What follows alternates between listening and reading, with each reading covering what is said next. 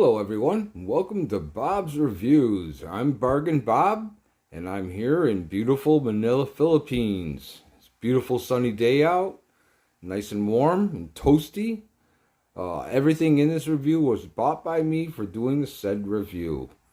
Today is going to be my opinions and a little bit of a review of the Wharfedale Diamond 9 series 9.1 series speaker. I regard this speaker very highly. I think it's a nice speaker. It reminds me of the B&W DM602s. And those were my favorite speakers. And those are what I used with the Krell system in Makati. Anyways, I digress. This is the Wharfedale Diamond 9s, 9.1s. This is version 1. I'll get more into that later. They came out around 2003, 2004, about $300 to $350 American. They're award-winning. They've been written up in many reviews, many magazines, and many online reviews have been done on this speaker. I just wanted to give you a couple opinions of mine. Let me take the front off. The cover itself is very nice. You got the Wharfedale emblem down there. It's very non-restrictive, nothing in the way. Very nice, well designed. This is before they came out with the magnet ones, which I really like. This is a front ported, dual port in the front, so technically this can be put against the wall. I like them a little bit away from the wall. You have a 5-inch Kevlar midder base here. You have a 1-inch tweeter, 25mm tweeter, soft dome tweeter. Very sexy looking, looks very nice. You have a phase plug. This is a dust cover. These are just in the middle of a woofer. It's just a dust cover to keep the dust from going inside where the voice coil is and create any problems. Okay, so these are dust covers. Normally they're concave, convex, or like this one. I call this a torpedo style. It's called a phase plug though. I don't know if it really does anything. I've seen some people that swear it does make a big difference. Other people say it makes no difference. It's just a gimmick. Usually you've seen these phase plugs on your more expensive speakers. I've seen a few tests that were done, and it did improve the phase a little bit, but not much. But I think it does look good like that. Another very good, let me flip it around real quick. They're a little bit heavier than the Mission, so it takes a little bit of oomph to turn them around. Okay, there we go. Now this is 5, like I told you, I already said it's 5 inch. It's 6 ohms, bi-wireable. You could bi-wire this, no problem. 50 to 24,000 kilohertz. It's rated at 100 watts peak, but you could run, being 6 ohm, you got to make sure that your amp is good for this. Make sure your amp goes for 6 ohm, 4 ohm load. The SMSL A300 that I'm using goes down to 4, 6, or 8, no problem whatsoever. This has a sensitivity of 86 dB, which means you're gonna these are power hungry. They like to eat the power, but not too bad. They're not all that efficient. Excuse me, tongue got tied there. But it is a good looking speaker. I love the curved sides. I really do. You never saw them until you went into the real expensive speakers with the cabinet design like this. Now this one was in a little rough shape. It could have been a lot better. This one, what they did was to cut corners, is they vinyl wrapped them. And here in the Philippines, the vinyl wrap doesn't hold up, especially with the dampness and humidity here. And you can see I have some damage down here. What I did was I sent them to Boss Nelbert at NL Electronics. I tell you, shout out to Boss Nelbert, shout out to NL Electronics, located in Rizal. very, very good. I call him the speaker Jesus because he is able to resurrect dead speakers and make them alive again. And he does some of the best work I've ever seen here in Manila. He does better work than I've ever seen in New York.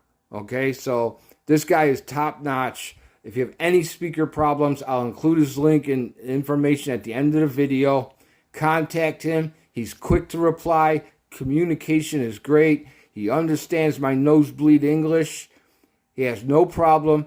He's very fair in price and does excellent work. But I digress. The vinyl wrap on this is coming off, and that was one reason why I've got it so cheap, the Bargain Bob price, very cheap. You guys aren't going to believe it, and I'm not even going to say. The vinyl wrap can be redone. I sent him to Boss Nelbert, and he gave me an estimate of redoing these in real wood veneer, and it's going to cost me about $100. It isn't too much. It's actually a very good price to do real wood veneer. But I've got to think about how much are these speakers worth? And can I live with them like this? And the answer to that is I still don't know. I'm still thinking about it. Okay? These are made in China. Just like Mission, B&W, and Kef.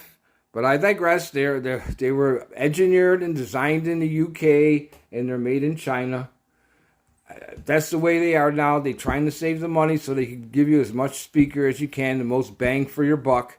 And that's how the manufacturers are able to do that, with offering you quality products and at a price in which they can afford to sell them at. So inside, I took this all apart, and I wanted to make sure that the speakers were correct. They have matching numbers.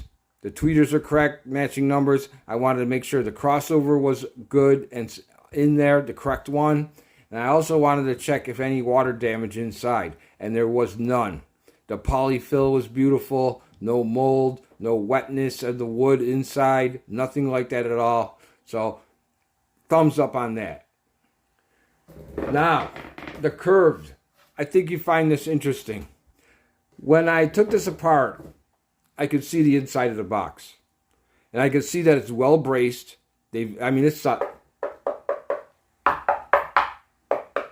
very solid, as you can see. And it was designed very well. Now, how they did that curve, Bob? How did they do that curve? Well, what they did was, if you know what an accordion is, a musical instrument that people played back in the 60s, with both hands, you go in and out, and it makes music. But the paper, a part of the accordion, were folded. What they did here was they cut V-shaped grooves in the side of the wood. So they were able to flex the wood so it could make this shape, this curved shape. Wow, that's incredible. Now, they didn't even stop there. They filled the gaps in with wood putty. So it is completely flat inside. But you could see the strips of wood putty that they put down in where all the grooves are that they manufactured the cabinet with. It's pretty cool. I thought that was something else when I seen inside. I thought that was really cool. I'd never seen that before, and I was impressed. The sound quality is exceptionally well on these speakers. I think you'd be very happy. I consider these mid-level speakers.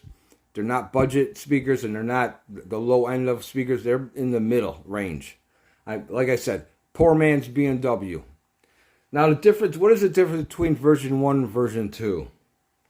First off, you could tell the difference between version 1 and version 2 by the weight. Version 1 is heavier than version 2.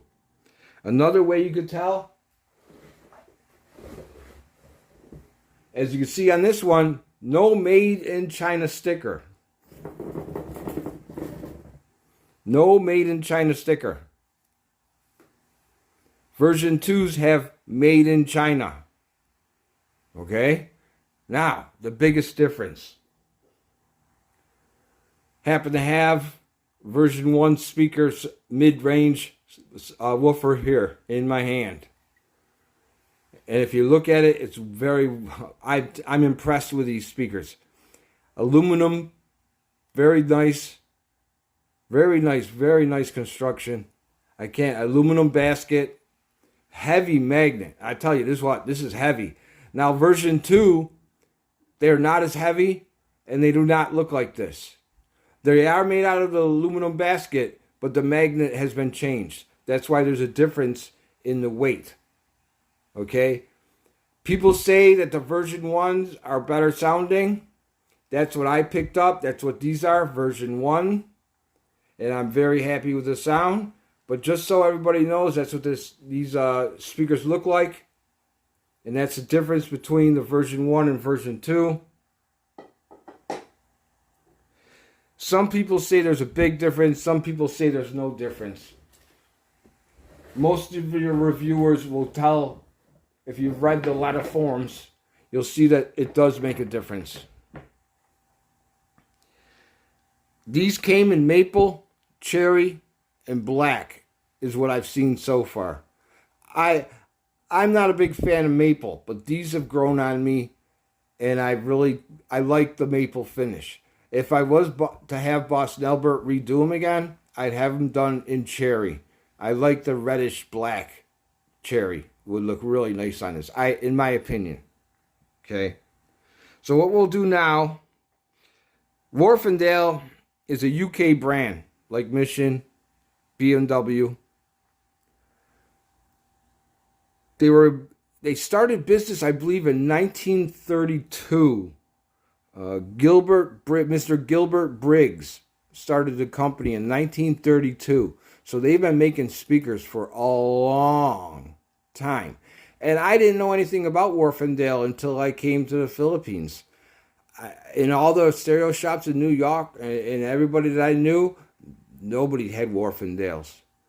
I know they were around, but I didn't hear too much about them until I came to the Philippines. And I bought a pair of Wharfedale 220s. My very first pair of Wharfedales. I was very happy with those. Very good, nice speakers.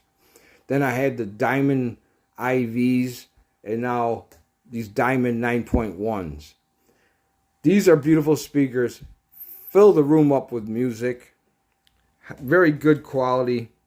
And like I said, excellent reviews. Really, really great reviews. Let me see here. What else can I say about her?